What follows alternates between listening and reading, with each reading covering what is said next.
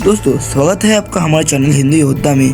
दोस्तों सुदर्शन चक्र, त्रिशूल और ब्रह्मास्त्र पृथ्वी की सबसे शक्तिशाली अस्त्र है। आपने कभी न कभी तो इन अस्त्र के नाम सुना ही होंगे। प्राचीन समय में अस्त्र शस्त्र की बड़ी महत्व थी। जैसे भगवान विष्णु के पास सुदर्शन चक्र, भगवान शिव के पास अपना त्रिशूल था ही, लेकिन इन अस्त्रों को छोड़कर और कई सारे अस्त्र प्राचीन समय में मौजूद थे, जिसके बारे में आज भी हम लोगों को नहीं पता है।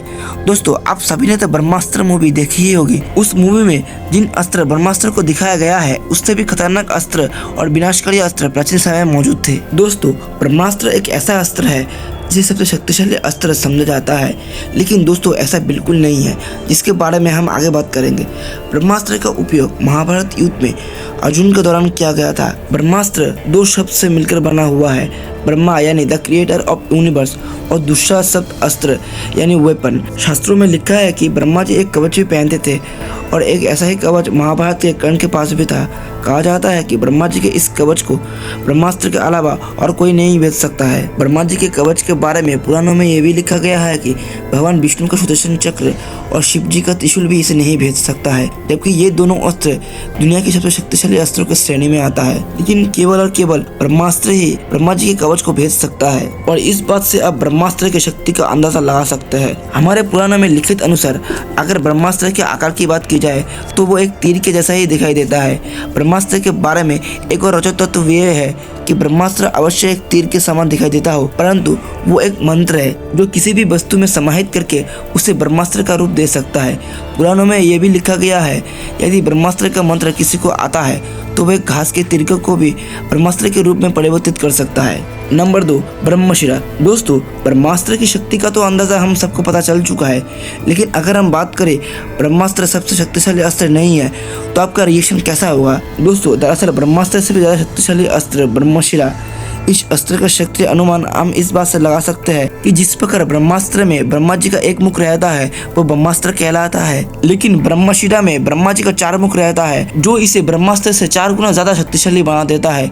वही ब्रह्मशिरा अस्त्र जिसे गुस्से में आकर महाभारत के युद्ध में अश्वत्थामा ने चलाया था, और श्री कृष्ण के रोकने पर उस अस्त्र को अभिमन्यु की पत्नी उत्तरा, जो कि उस समय विधवा थी, और उनके गर्भ में जो बच्चा था उसके ऊपर ये अस्त्र चला गया था। और इसी के चलते श्री कृष्ण ने अश्वत्थामा को चिरंजीवी होकर कलयुग के अंत तक भटकने का श्राप दिया था। ब्रह्मशिरा अस्त्र की शक्ति इस बात पर निर्भर करती है कि ब्रह्मशिरा को जागृत करने वाला व्यक्ति कितना शक्तिशाली है। वो व्यक्ति जितना शक्तिशाली होगा, ब्रह्मशिरा की शक्ति उतनी ही ज्यादा बढ़ती चली जाएगी। नंबर 3, नागास्त्र।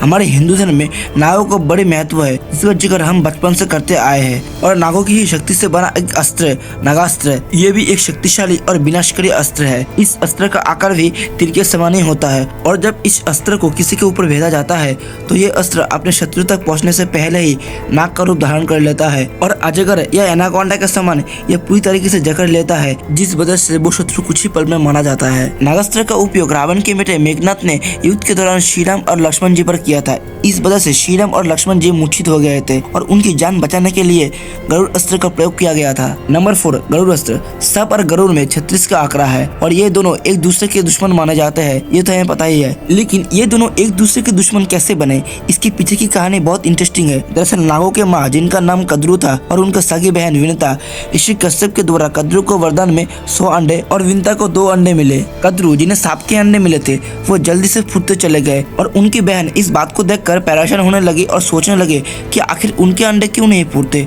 और एक दिन उन्होंने अपना सब्र खो दिया और अपने 2 अंडों में से एक अंडों को फोड़ दिया, जिसमें से निकलने वाले बच्चे का शरीर आधा था, जो कि आगे चलकर सूर्य देवता के वाहन और सारथी हुए, और जिन्हें आज हम अरुण देव के नाम से जानते हैं। और वही दूसरे अंडे को उन्होंने नहीं तोड़ा था, और उसमें से जो बच्चा निकला था वो आगे चलकर विष्णु जी के वाहन बने, जिन्हें आज हम गरुड़ देव के नाम से जानते हैं। और एक समय ऐसा आया जब अरुण, गरुड़ और उनके माता को सभी सर्पों और कद्रू का दासी बनना पड़ा था। इसकी वजह से सर्पों और गरुड़ में लड़ाई होती है। तो दोस्तों अगर ये वीडियो आपको पसंद आया हो तो इस वीडियो को लाइक करें, शेयर करें एंड चैनल को सब्सक्राइब करना बिल्कुल ना भूलें।